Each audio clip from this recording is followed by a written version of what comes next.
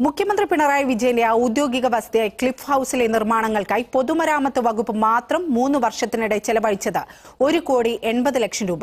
കാലിത്തൊഴുത്തിന് 23 ലക്ഷവും ചാണകക്കുഴിക്ക് 4,40,40,000 രൂപയും ചെലവഴിച്ചു. ഊരാളുങ്കൽ ലേബർ സൊസൈറ്റിക്കാണ് ഏറ്റവും കൂടുതൽ തുകയുടെ നിർമ്മാണത്തിൽ കരാർ നൽകിയത്. ഉമ്മൻചാണ്ടിയുടെ കാലം വരെ ആർക്കും കടന്നു ചെല്ലാവുന്ന ഇടമായിരുന്നു ക്ലിഫ് ഹൌസ് എങ്കിൽ പിണറായി വിജയൻ എത്തിയതോടെ അവിടം അതിസുരക്ഷാ മേഖലയാക്കി പ്രവേശനം തടഞ്ഞു. ചില മുതലാളിമാർക്ക് മാത്രമാണ് അടുക്കള വരെ പ്രവേശനമെന്ന് ജില്ലാ കമ്മിറ്റികളിൽ വരെ വിമർശനമുയർന്നു. ജനങ്ങൾക്ക് പ്രവേശനമില്ലെങ്കിലും കരാറുകാരും നിർമ്മാണ തൊഴിലാളികളും നിത്യസന്ദർശകരെന്ന് വ്യക്തമാക്കുന്നതാണ് നിർമ്മാണ പ്രവൃത്തികളെക്കുറിച്ച് നിയമസഭയിൽ വെച്ച കണക്ക്.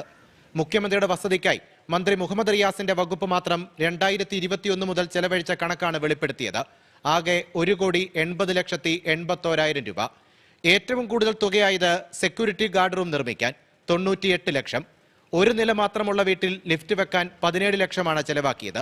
ലിഫ്റ്റ് വെച്ചപ്പോൾ പൈപ്പ് ലൈനുകളൊക്കെ മാറ്റാനായി 5,61,000 രൂപ വേറെയും. ലിഫ്റ്റിന് മാത്രമല്ല, പശുക്കളെ സംരക്ഷിക്കാനും ലക്ഷങ്ങളുടെ കരുതലാണ് മുഖ്യമന്ത്രിക്ക്. കാലിത്തൊഴുത്തിനും സംരക്ഷണ ഭിത്തിക്കും 23,90,000 രൂപ ചെലവാക്കിയപ്പോൾ ചാണകക്കുഴിക്കായി ഒഴുക്കിയത് 4,40,40,000 രൂപ. പുറമേ നിന്ന് നോക്കിയാൽ വെറും വെള്ള പെയിന്റ് ആണെങ്കിലും 12 ലക്ഷമാണ് പെയിന്റിംഗിന്റെ ചെലവ്. 2,40,40,000 മുടക്കി കബ്ബോർഡൊക്കെ വെച്ച് അടുക്കള അടിപൊളിയാക്കിയപ്പോൾ 2 തവണയായി ശുചിമുറി സൂപ്പറാക്കാനെടുത്തത് 2,95,000 രൂപ. ഇതെല്ലാം പൂർത്തിയായവയുടെ കണക്ക് മാത്രമാണ്. ബാക്കി ടെൻഡർ പുരോഗമിക്കുന്നു. മനോരമ ന്യൂസ്, തിരുവനന്തപുരം.